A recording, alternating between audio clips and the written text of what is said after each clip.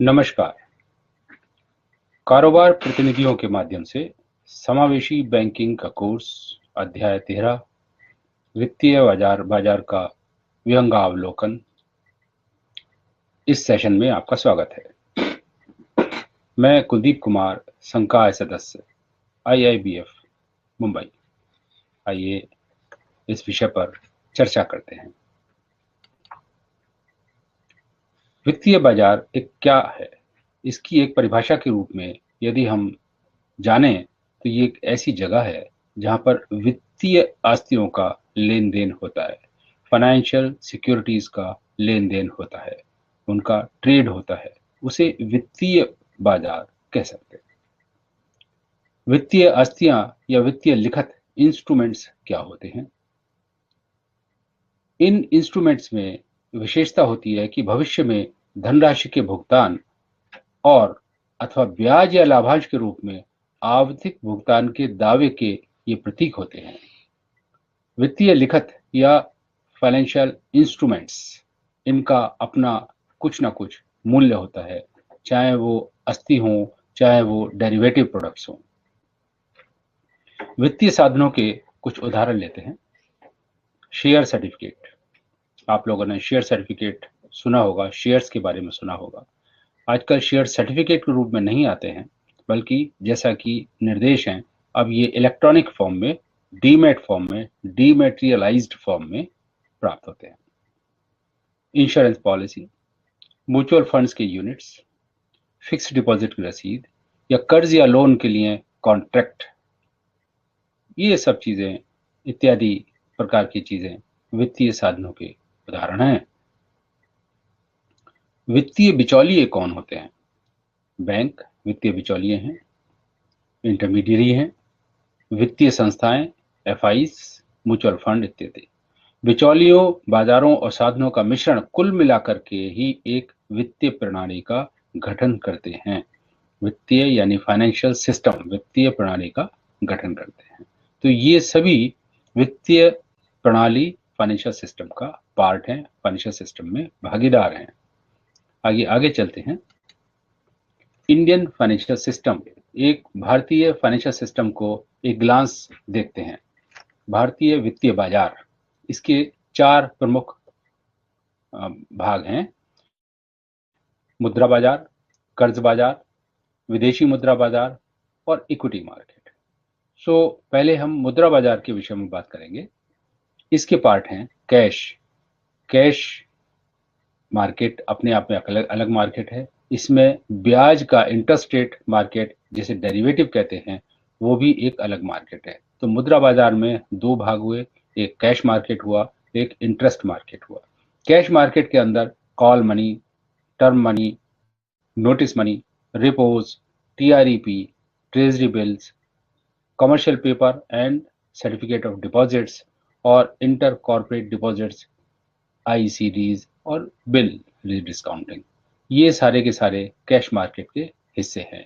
Cash market के हिस्से वो होते हैं जो कि ओवरनाइट से, एक रात से लेकर, एक दिन से लेकर के 1 वर्ष तक का उसके अंदर ट्रेडिंग होता है।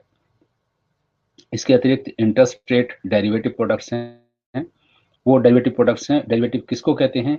डेरिवेटिव्स का मतलब है कि वो सिक्योरिटी जिसका अपना मूल्य एक अंडरलाइंग दूसरे एसेट, दूसरी सिक्योरिटी, दूसरी आस्ति के मूल्य के ऊपर या उसके मूल्य में बदलाव के ऊपर निर्भर करता है, तो इसको डेरिवेटिव कहते हैं।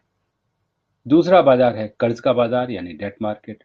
डेट मार्केट के अंदर G-Secs गवर्नमेंट सिक्योरिटीज हैं, कॉर्पोरेट बॉन्ड्स हैं। गवर्नमेंट सिक्योरिटीज के अंदर सेंट्रल गवर्नमेंट सिक्योरिटीज हैं, यानी जो हमारे सेंट्रल गवर्नमेंट की जो और state government SDL, state development loans जिनको कहते हैं, राज्य सरकार की भी सिक्योरिटीज होती हैं। उनको भी, वो भी जब राज्य सरकार कर्ज लेती हैं या हमारी सेंट्रल गवर्नमेंट कर्ज लेती है, तो वो G-Secs या SDLs इशू करती है और पैसा लेती है। ये सारा कार्य रिजर्व बैंक के माध्यम से किया जाता है। कॉर्पोरेट बॉन्ड्स, उसमें फाइनेंशियल इंस्टीट्यूशंस के बॉन्ड्स जब इशू होते हैं और पीएसयू पब्लिक सेक्टर अंडरटेकिंग के बॉन्ड्स इशू होते हैं, तो उनका पैसा भी जब मार्केट में इशू होते हैं तो वो पैसा इन कंपनियों को, एफआईज को, पीएसयूज को मिलता है, जिससे कि वो अपने व्यवसाय को बढ़ा सकते हैं। इसके अतिरिक्त फॉरेक्स मार्केट यानी विदेशी मुद्रा बाजार, ये एक स्पॉट होता है। स्पॉट का मतलब है T+2 जिसको कहते हैं, यानी जिस दिन सौदा होता है उससे 2 दिन के बाद उसका सेटलमेंट होता है, उसको स्पॉट मार्केट कहते हैं। फॉरवर्ड डेरिवेटिव्स मार्केट होता है। फॉरवर्ड का मतलब 2 स्पॉट से अतिरिक्त, स्पॉट से आगे, स्पॉट के बाद अगर कहीं और सेटलमेंट होता है, उसके बाद कहीं सेटलमेंट होता है, तो वो फॉरवर्ड मार्केट कहलाता है, फॉरवर्ड डेरिवेटिव मार्केट कहलाता है। डेरिवेटिव्स के 3 प्रकार हैं, ऑप्शंस, फ्यूचर्स, स्वैप्स। अब हम बात करते हैं इक्विटी मार्केट के। इक्विटी मार्केट मतलब शेयर मार्केट। शेयर मार्केट एक कैश मार्केट होता है और इसमें भी एक डेरिवेटिव होता है। तो डेरिवेटिव, जैसा मैं आपको बता चुका हूं कि डेरिवेटिव का अपना मूल्य किसी और अंडरलाइंग सिक्योरिटी, अंडरलाइंग आस्ति के मूल्य के ऊपर डिपेंड करता है। जैसे कि index futures, index options, stock futures, stock options. एक एग्जाम्पल लेते हैं, उदाहरण लेते हैं। स्टॉक फ्यूचर्स यानी स्टॉक, आप जानते हैं इक्विटी को स्टॉक कह सकते हैं, कहते हैं, यानी शेयर्स। कोई एक शेयर है किसी एक कंपनी का, XYZ कंपनी का कोई शेयर है, उसके ऊपर यदि कोई फ्यूचर्स, स्टॉक फ्यूचर का एक उदाहरण ले लेते हैं, एक भविष्य में उस शेयर का, उस एक XYZ शेयर का क्या वैल्यू, क्या मूल्य हो सकता है, इसके ऊपर आधारित होकर के डेरिवेटिव प्रोडक्ट्स की संरचना की जाती है। तो मित्रों, हमने 4 भाग में इंडियन फाइनेंशियल सिस्टम, भारतीय वित्तीय बाजार को हमने बांटा है। भारतीय वित्तीय बाजार को हमने 4 भाग, यानी मुद्रा बाजार, कर्ज बाजार, विदेशी मुद्रा बाजार और इक्विटी मार्केट। सो मुद्रा बाजार में जो कैश के हमारे ये अंग हैं, इसके ऊपर एक बार छोटी सी चर्चा कर लें तो शायद आपको थोड़ा और जानकारी मिल जाएगी। यानी कॉल मनी, वो धन जो कि बैंक आपस में लेन देन करते हैं, ब्याज पर लेते हैं, और ये ओवरनाइट अधिकतर ये जो है एक रात के लिए लेन देन होता है और उसके ऊपर ब्याज का लेन देन होता है। टर्म मनी, टर्म मनी 14 दिन से अधिक और 1 वर्ष तक की टर्म मनी, यानी 14 दिन से अधिक और 1 वर्ष तक अगर धन का लेन देन होता है, उस पर ब्याज लिया जाता है, तो वो टर्म मनी में आता है। इसके अतिरिक्त एक और होता है नोटिस मनी। कॉल और टर्म मनी के बीच में एक नोटिस मनी होता है, वो उसमें 1 रात से अधिक यानी 1 दिन से अधिक और 14 दिन तक का अगर धन का लेन देन होता है, उधारी होती है और उस पर ब्याज दिया जाता है, तो उसको हम नोटिस मनी का हिस्सा मानते हैं। रेपोज, ये मार्केट रेपोज होते हैं। ये जो सिक्योरिटीज होती हैं, गवर्नमेंट सिक्योरिटीज होती हैं, कॉर्पोरेट बॉन्ड्स होते हैं, उनको कोलेट्रल रख करके, उनको एक तरह से गिरवी रख करके लोन लिया जा सकता है, और वो लोन जो है अगले दिन या आने वाले समय में, जैसा कि कॉन्ट्रैक्ट है, जैसा कि एग्रीमेंट होता है, जैसा कि जो कॉन्ट्रैक्ट के अनुसार, उसको 1 दिन में, 2 दिन में, 4 दिन में, जितने दिन का भी कॉन्ट्रैक्ट होता है, उसको उसके बाद वापस कर दिया जाता है। टीआरईपीज जो हैं, उसके लिए ये 5 नवंबर 2018 से रिजर्व बैंक ऑफ इंडिया ने टीआरईपीज, ट्राईपार्टाइट रेपो का एक शुरुआत की है। इसके लिए हमारी एक एजेंसी है CCIL, जिसने TREP का शुरुआत कर दी है, जिसमें कि TREP में परमिशन दिया गया है, अलाउ किया गया है कि अदर देन CCIL के अतिरिक्त बाहर के और भागीदार भी इसके अंदर एजेंट बन सकते हैं, एजेंसी ले कर सकते हैं और ये कार्य कर सकते हैं। तो जो कार्य CCIL, clearing corporation of India limited कर रहे हैं, वही कार्य, उसी जिम्मेदारी को और बाकी बाहर के भागीदार भी निभा सकते हैं। तो वो TREP है। इसका भी संचालन उसी प्रकार से होता है जैसे रेपोस का संचालन होता है। टी बिल्स, ट्रेजरी बिल्स, सरकारी बिल्स होते हैं। सरकार जब 3 प्रकार के बिल्स होते हैं। एक होता है 364 डेज का बिल होता है, 182 डेज का होता है, 91 डेज का होता है।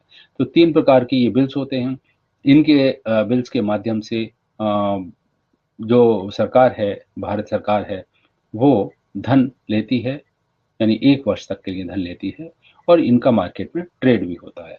CPs, कमर्शियल पेपर्स, ये कंपनियां इशू करती हैं, FIs इशू कर सकते हैं, और उससे उनकी रोजमर्रा की धन उगाने के लिए, यानी जिसे हम वर्किंग कैपिटल कहते हैं, उसके लिए उसका इस्तेमाल करते हैं।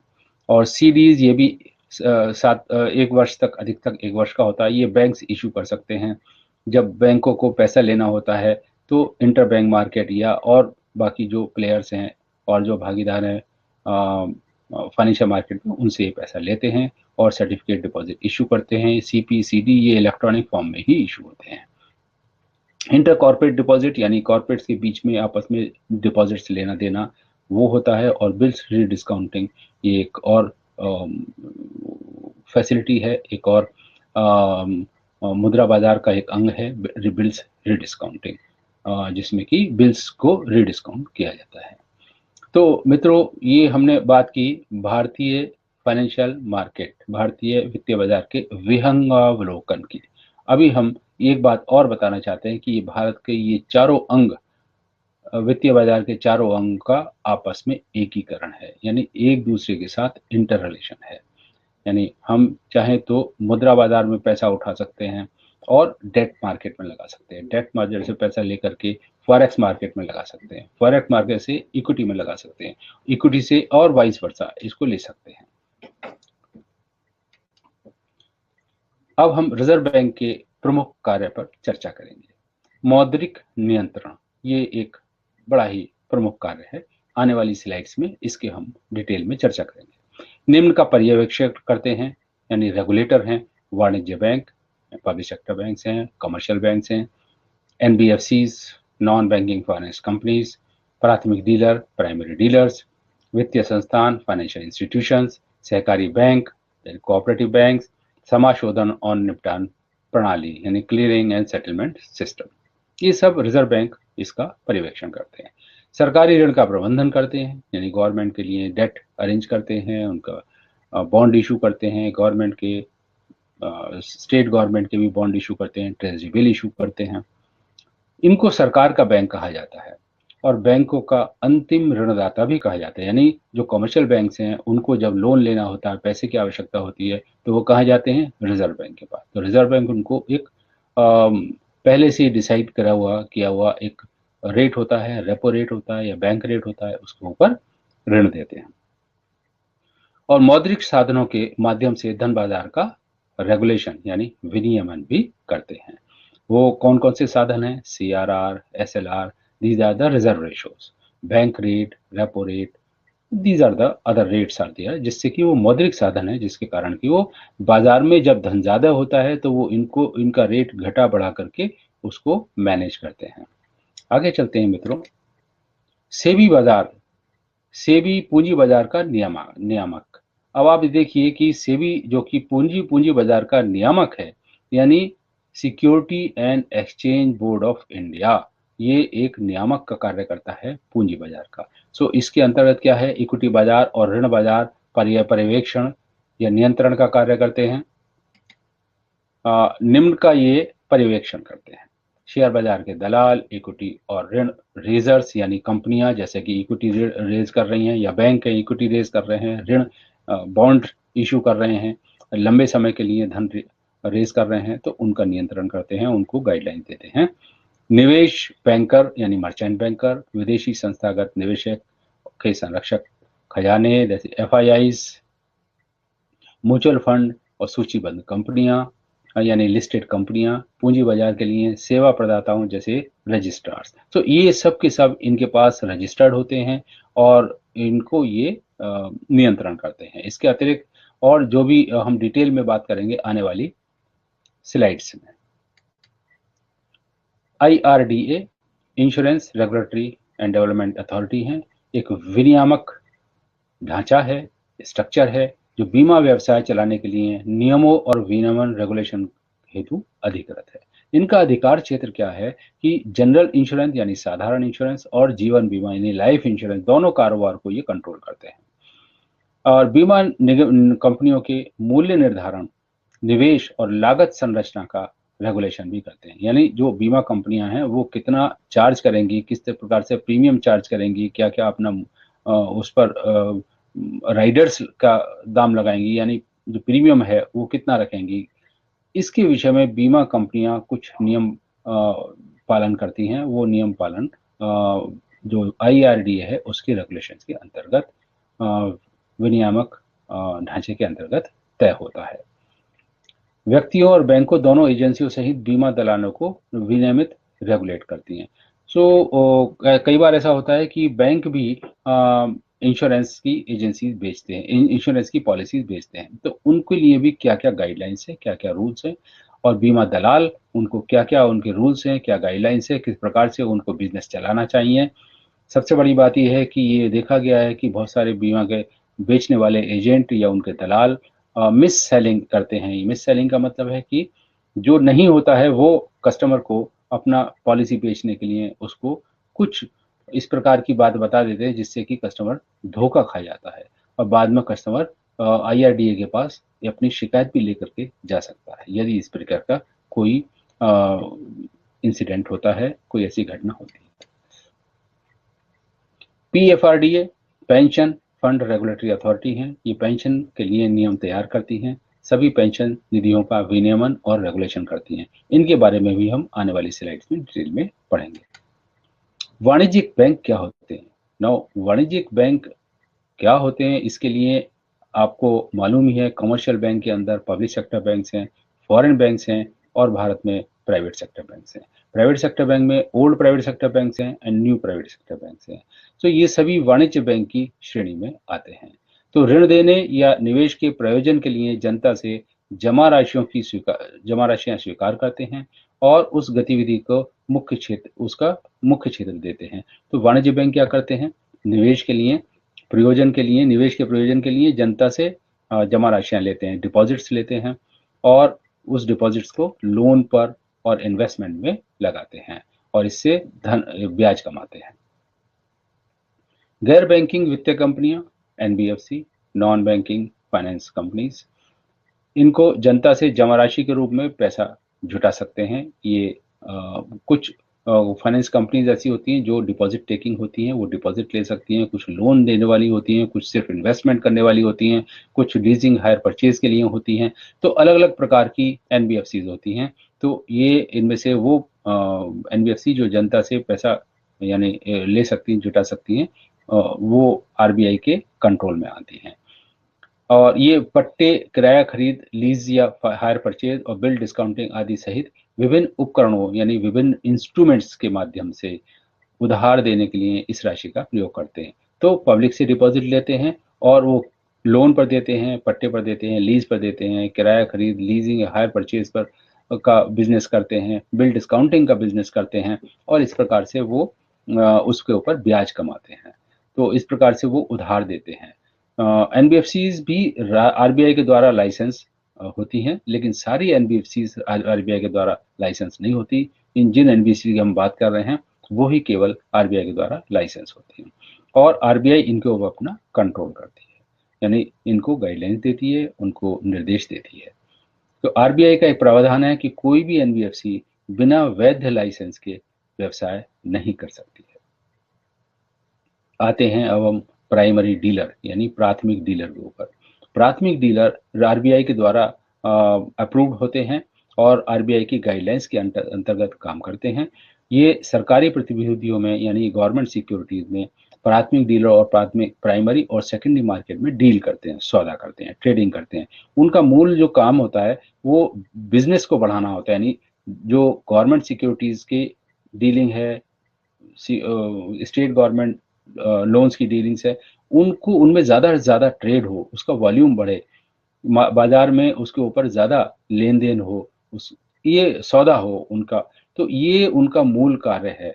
उन्हें मार्केट मेकर कहते हैं, बाजार बनाने वाले भी कहते हैं। तो उनकी मूल जिम्मेदारी सरकारी प्रतिभूतियों के लिए बाजार उपलब्ध कराना और सरकारी प्रतिभूति बाजार को सुदृढ़ करना है। तो ये इनका PDS का, प्राइमरी डीलर्स का ये मुख्य उद्देश्य है, मुख्य जिम्मेदारी है। वित्तीय संस्थाएं, फाइनेंशियल इंस्टीट्यूशंस, ये संस्थाएं उद्योग, कृषि के लिए लंबे समय के लिए लोन देती हैं, 5 साल, 8 साल, 10 साल के लिए। तो इंफ्रास्ट्रक्चर लोन आप कह सकते हैं उनको देती हैं। ये सभी संस्थान रिजर्व बैंक के ऑफ साइट ऑन साइट निगरानी में आते हैं। ये वित्तीय प्रणाली और अंतर्राष्ट्रीय वित्तीय संस्थानों से उस धन को उधार के रूप में ले सकती हैं और वहां से उनको दीर्घकालीन यानी लॉन्ग टर्म के बॉन्ड इशू करती हैं और लॉन्ग टर्म के लिए पैसा लेती हैं, उसको लॉन्ग टर्म के लिए इंफ्रास्ट्रक्चर में लगाती हैं। सहकारी बैंक, कोऑपरेटिव बैंक वो जनता से जमा राशियां जुटा सकते हैं और जनता को अग्रिम देने के लिए भी अनुमत है। शहरी सहकारी बैंकों को राज्य सरकारों और भारतीय रिजर्व बैंक द्वारा नियंत्रित किया जाता है, जबकि अन्य सहकारी बैंक नाबार्ड और राज्य सरकार द्वारा नियंत्रित किया जाता है। तो शहरी सहकारी बैंक डबल नियंत्रण में आते हैं, दुगने नियंत्रण में आते हैं। डुअल नियंत्रण करना चाहिए रिजर्व बैंक और राज्य सरकार दोनों। तो जमा राशियों पर अधिक ब्याज थोड़ा दे सकते हैं, ये आधा या 1% कमर्शियल बैंकों की अपेक्षा अधिक ब्याज देते हैं, लेकिन इसके अतिरिक्त वो बाकी वही कार्य करते हैं, उनकी वही जिम्मेदारियां हैं जिस प्रकार से कि कमर्शियल बैंक्स की। भुगतान और निपटान प्रणाली ये है पेमेंट एंड सेटलमेंट सिस्टम, एक अच्छी वित्तीय प्रणाली के लिए बहुत आवश्यक है। विभिन्न केंद्रों का समाशोधन यानी क्लियरिंग हाउस का अनुरक्षण यानी मेंटेनेंस ये रिजर्व बैंक करता है। विभिन्न भौगोलिक क्षेत्रों में मुद्रा धारण करने वाले चेस्ट का निर्माण करता है। निधियों के इलेक्ट्रॉनिक अंतरण इलेक्ट्रॉनिक ट्रांसफर के लिए तंत्र का निर्माण करता है। ये सभी आरबीआई द्वारा किए गए महत्वपूर्ण कार्यकलाप है। तो इस प्रकार से मैनेजमेंट ऑफ गवर्नमेंट डेट भी आरबीआई करता है। रिजर्व बैंक सरकारी ऋण की सर्विसिंग का प्रबंधन करता है। मूल्य खोज यानी प्राइस डिस्कवरी, किस रेट पर गवर्नमेंट का बॉन्ड सेल या परचेज हो उस पर करता है। उसकी वॉल्यूम, उसकी मात्रा बढ़े, सौदों की मात्रा बढ़े, वो करता है। और गवर्नमेंट सिक्योरिटीज का कार्यकाल देखता है। गवर्नमेंट का सुचारू नकदी प्रबंधन और अन्य मिलान संबंधित कार्य भी करता है। तो रिजर्व बैंक सरकार का बैंक है, सरकार का खाता रिजर्व बैंक में रहता है। बैंकों का अंतिम ऋणदाता है, यानी बैंकों को जब लोन चाहिए रिजर्व बैंक से ले सकते हैं। कैश रिजर्व रेशो इस समय 4% है। जो बैंक डिपॉजिट लेते हैं उस डिपॉजिट का 4% रिजर्व बैंक के अंदर जमा करना होता है, जिसे हम सीआरआर कहते हैं। ये रेशो आजकल 4% है, लेकिन ये बदल सकती है। एसएलआर स्टैट्यूटरी लिक्विडिटी रेशो अंग्रेजी में कहते हैं। इस एसएलआर 19.5% है आज के ज़माने में, आज के समय, लेकिन ये भी बदलाव हो सकता है। यानी बैंक अगर 100 रुपए का डिपॉजिट रखते हैं तो 4% सीआरआर में बैंक आरबीआई के पास जमा करना पड़ता है और 19.5 रुपए की उनको सिक्योरिटी गवर्नमेंट सिक्योरिटीज परचेज करनी होती हैं मिनिमम।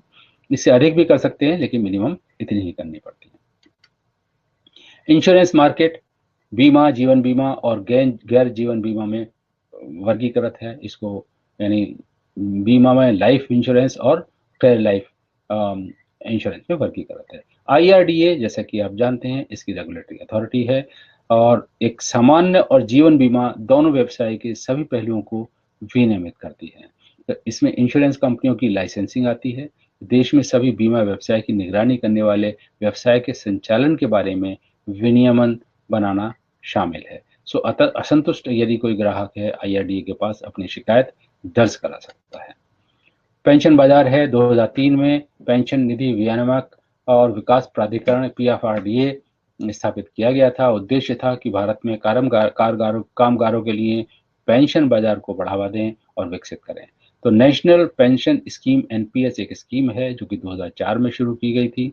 इसके अंदर अंशदायी पेंशन प्रणाली जहां सब्सक्राइबर अपने कार्य जीवन में योगदान देता है और सेवानिवृत्ति पर यह निधि नियमित रूप से उसको एन्युटी के तौर पर मिल जाती है। इस निधि का उपयोग अंशधारी की अनुमति के अनुसार एवं पीएफआरडीए के निर्देशों के अनुसार निवेशित किया जाता है, यानी इसका कुछ धन निवेशित भी किया जाता है। इस निधि को पेंशन फंड द्वारा पीएफआरडीए के निर्देशों के अनुसार निवेश किया जाता है और पीएफआरडीए अधिनियम के अनुसार ग्राहकों के पास पेंशन फंड और निवेश पैटर्न चुनने का अधिकार होता है। एनपीएस एक ऐसी प्रणाली है जिसमें कि बहुत सारे बिचौलिए होते हैं, बैंक हैं, वार्षिक गैर बैंकिंग वार्षिक योजना वित्तीय कंपनियां हैं। इसके और पार्ट हैं जिनको कि हम कहते हैं केंद्रीय विलय कीपिंग एजेंसी, ट्रस्टी बैंक है, एक्सिस बैंक है, पेंशन फंड है। भारतीय अधिनियम के तहत एनपीएस न्यास की स्थापना, संरक्षण और वार्षिक सेवा प्रदाता custodian and annuity service providers हैं।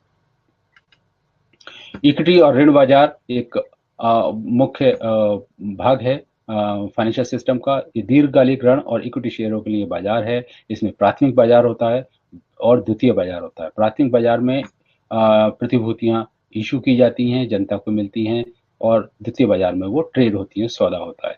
इंटरमीडियरीज हैं मर्चेंट बैंकर, निर्गम प्रबंधक यानी इशू मैनेजर और लीड प्रबंधक आदि।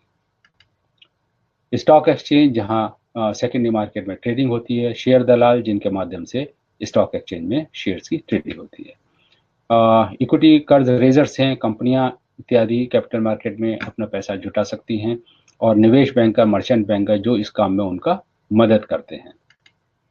विदेशी संस्थागत निवेशक हैं एफआईआई, जो शेयर मार्केट के माध्यम से भारत इक्विटी और ऋण बाजार में निवेश करने के लिए सेबी द्वारा प्राधिकृत विदेशी आधारित निधियां हैं। डिपॉजिटरीज हैं जिनके पास की ये शेयर्स, बॉन्ड्स एक्सेट्रा डिपॉजिट रहते हैं और वहां से उनकी ट्रेडिंग की जा सकती है। म्यूचुअल फंड जो कि सामूहिक निवेश का एक रूप है, जो कि निवेशकों से पैसा वसूल करता है और शेयर और ऋण आंदर प्रवृत्ति में इन्वेस्ट करता है। ये एसेट मैनेजमेंट कंपनी होती है। हर स्कीम को शुरू करने से पहले सेबी की मंजूरी लेनी है। म्यूचुअल फंड की एक इकाई का मूल्य जिसे हम एनएवी कहते हैं, वो कैलकुलेट किया जाता है दैनिक आधार पर। रजिस्ट्रार होते हैं जो कि व्यापार करने के लिए सेबी की मंजूरी लेते हैं और शेयर और डिबेंचर धारकों का रजिस्टर रखते हैं।